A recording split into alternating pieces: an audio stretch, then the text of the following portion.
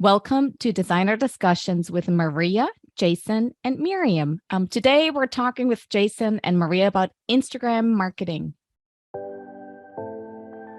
Welcome to the Designer Discussions podcast.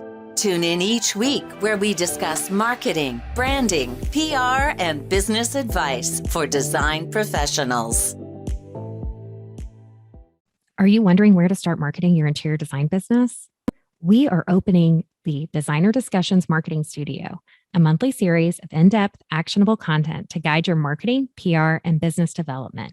We want to help you transform your business and elevate it to work with your dream clients. So this is a topic that we just did a webinar on. So I'll have a link in the show notes for that webinar for you to see all we went over there. But this is going to be, I'm going to be high level, and I'm going to also have Maria help me out because she's in the weeds of a lot of this stuff that I had talked about. So I'm going to let her add in there. But one of the reasons we actually talk about Instagram, because this is the most used platform by designers. Shortly after that, you also have Facebook, you'll have Pinterest. Those are the main three, but Instagram in terms of designers is number one. And one of the main reasons why is because of the visual nature of the platform. So Instagram visually is where it's at. It's all about the imagery and storytelling. So when Instagram came out, and I'm going to say IG a lot as well. So when IG came out with Reels and when they came out with stories, really IG became an area or a platform about storytelling. So you have to remember when you create your content, you have to keep in mind what story are you trying to tell. And when we went over the webinar, we began by saying, first, you want to make sure you know what strategy, what is the purpose of you having an Instagram account? What's the purpose and who's the audience? Okay. And you'll hear me say, anytime I talk about marketing, you'll always hear me say from the start, you have to know your audience, because once you know your audience, now you could create content for your direct audience and the content is relevant for them. Also knowing your audience, we're going to talk a little bit later on about ads. If you ever want to run ads on Instagram, you have to know your audience, because if not, you're going to waste a lot of money, because you have to know who they are, what their interests are, the age, their likes, yada, yada, yada. But to know your audience is to do ads the right way. But in terms of content and IG, know what you're on the platform for and who your audience is. And then that's going to help you create the content for them. Now, this is a simple tip. It seems simple, but I get amazed by how many designers do not do this. First of all, you need to have a business account, not a personal account, a business account. Why I say that? Because with a business account, you get access to all of the analytics and all of the data that you do not have on the personal side. And by having the access to the analytics, you can see what you're doing right, what you're doing wrong, and how you need to tweak it to enhance it. Also on your profile, make sure you fill out every aspect of your profile. I'm amazed by how many designers do not actually have their profile completely filled out. For the username and name, you have up to 30 characters, and you want to make sure that that name is memorable and easy searchable. For instance, if you are Mike Design, that may be your Instagram feed, but if you have Mike AZTZK or whatever that's hard to spell, people may not find your Instagram feed. So you want to make sure that the name and the username is easy to spell, easy to find, so you're searchable in the algorithm. And whenever you have the bio, whenever you have the call to action, make sure you use up all the space, because you want to utilize the keywords for SEO purposes and for search purposes as well. But you want to utilize all of that space.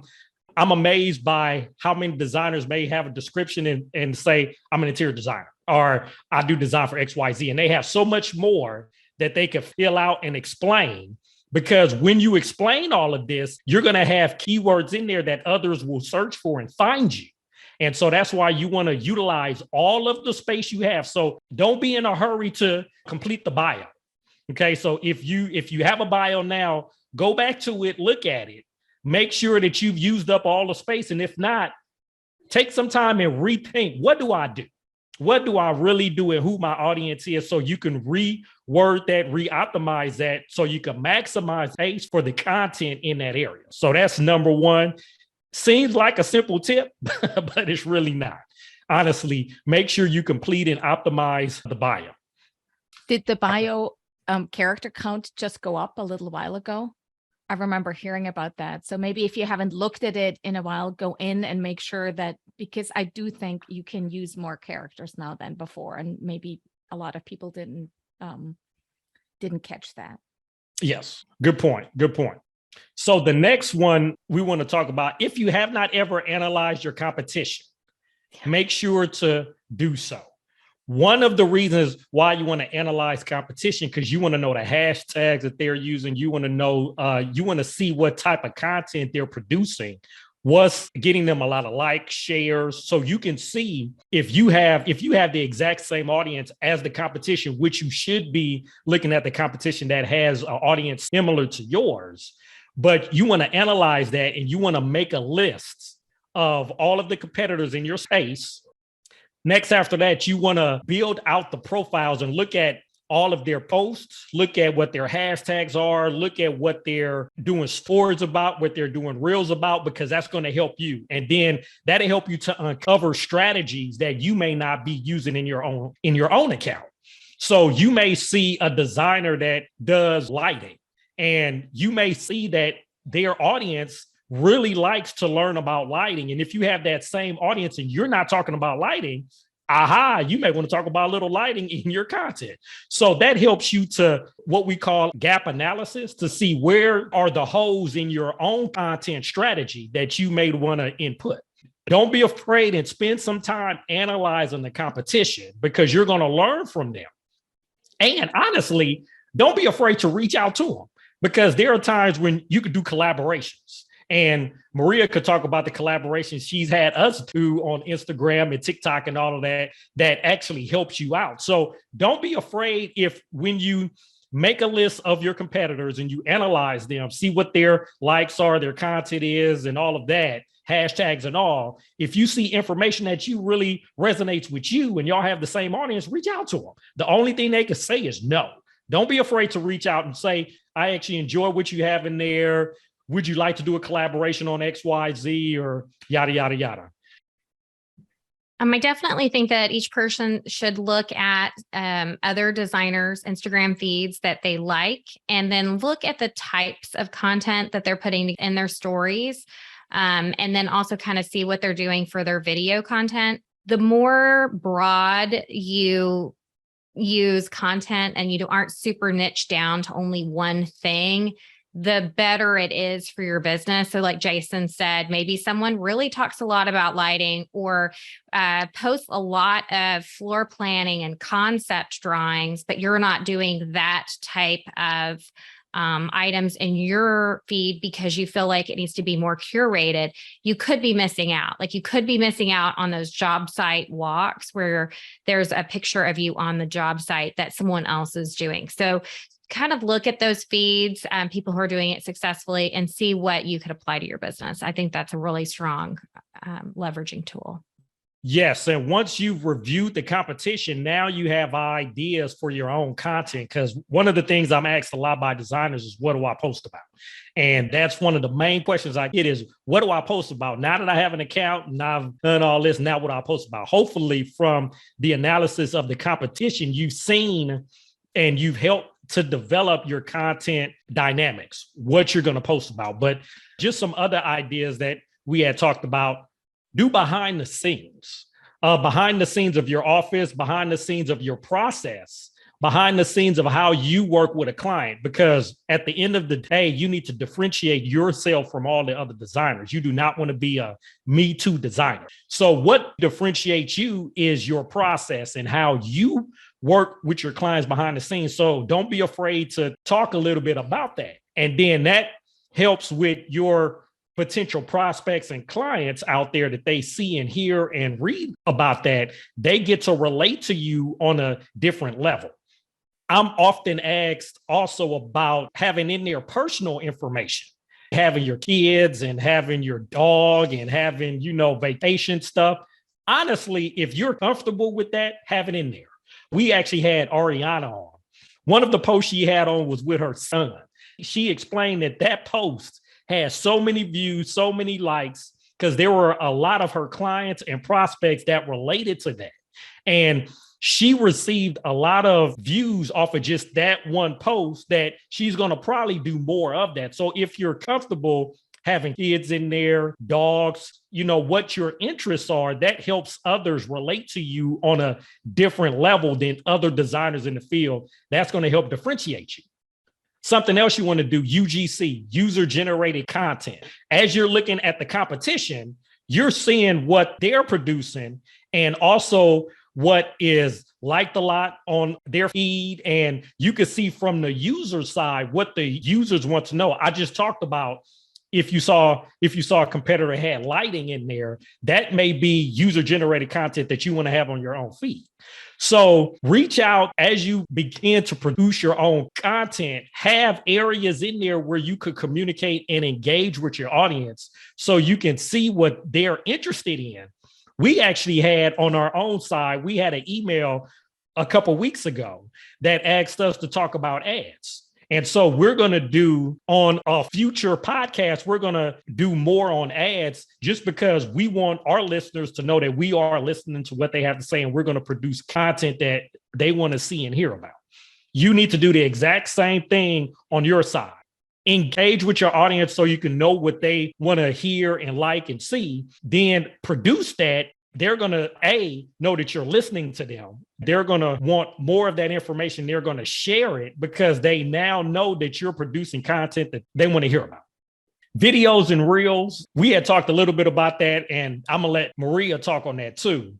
Videos in terms of stories, in terms of reels, Instagram. One of the reasons that they are heavy on that now is because TikTok is blowing up left and right. Instagram is honestly trying to play catch up. Stories and reels should be an aspect of your content dynamics of what you are producing your content. And I'm going to let Maria talk a little bit about that. So we're going to try to stay high level today on reels and video for your business because it's very hard because the way that they are using it changes every day. But then one thing I want to let you know is you don't have to be in front of the camera for every single one of your reels. In fact, I'd say 1 out of every 8 should have your face in it. You can easily pan over a beautifully styled coffee table and have text over the top of it that says, "A perfectly styled coffee table has a tray, some books, and 3 accessories." And that would be an incredibly successful reel over on Instagram or even TikTok. People are wanting to watch videos that teach them, help them to feel smarter for even knowing who you are. And realistically, I think one of the things we should start looking at is how to leverage reels to execute the things that we're already doing. So one designer I saw had an excellent application of this.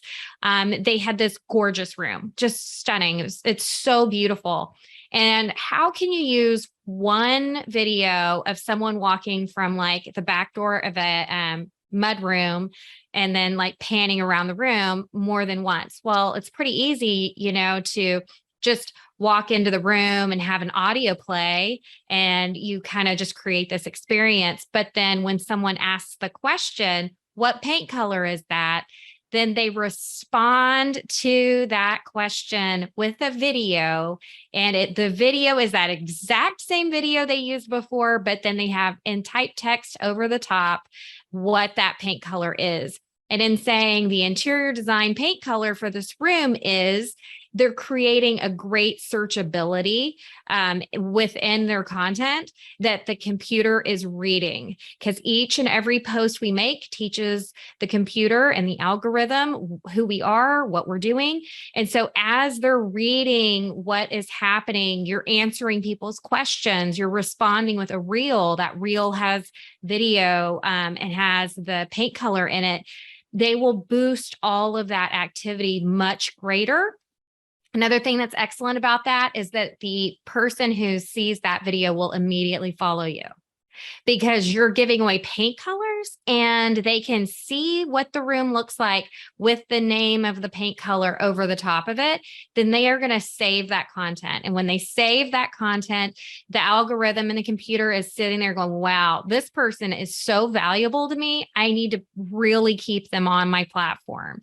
And so what we're wanting to do is just kind of create more of an design experience within Reels for designers, but keeping it simple, letting you know you don't have to be in front of the camera, and they can actually be incredibly effective and efficient videos for your business. Right now, we're in the habit of taking photographs and doing stories. So the only difference is, instead of the habit being just the photos, you're going to need to take some short format videos. But when you know which ones you need to take, it's going to be no different than having a shot list when you walk into a photo shoot. So if you can do one, you can do the other, and we'll get you set up for that. Anyway, that's what we've been doing over here to try to help people with Reels, and it seems to really be helping. The biggest tip and trick, though, that is out there is don't post your videos to your feed. You have a button that can be slid over. It's going to be blue when you're getting to the point to post that video. Instead of going to your feed, post it off feed. When you post off feed, it goes out to people. You get about 50 views per like that you get. So if you get 100 likes, you're going to see 5,000 people are going to see that video. So after they see that video, then you'll get new followers. And then a few days later, your video will get back out to your followers, or you can share your videos to your followers and your stories. And I know it seems like it's just a whole lot of stuff, but it actually isn't that hard once you understand it. And we're here to help in whatever respect we can to try to help you all through Reels.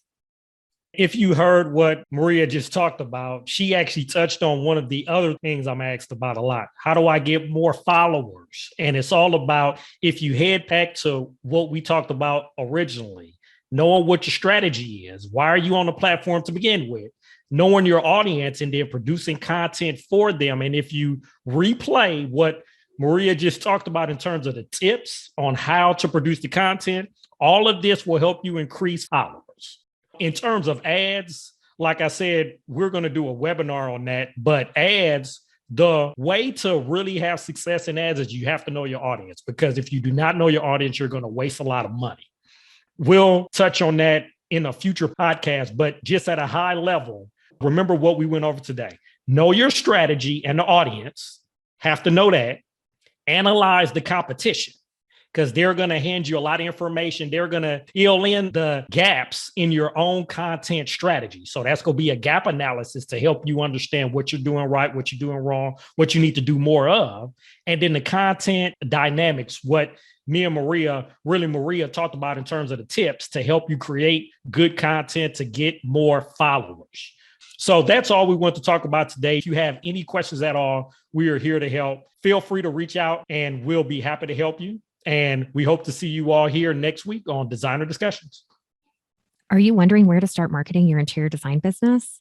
We are opening the Designer Discussions Marketing Studio, a monthly series of in-depth, actionable content to guide your marketing, PR, and business development. We want to help you transform your business and elevate it to work with your dream clients. We hope you enjoyed this episode of Designer Discussions. What was your takeaway? Care to share your thoughts and tag Jason, Maria, and Mirjam on social media? You can find them on all platforms at designerdiscussions.com. Don't forget to like, subscribe, and leave a review or comment for this episode from wherever you are listening.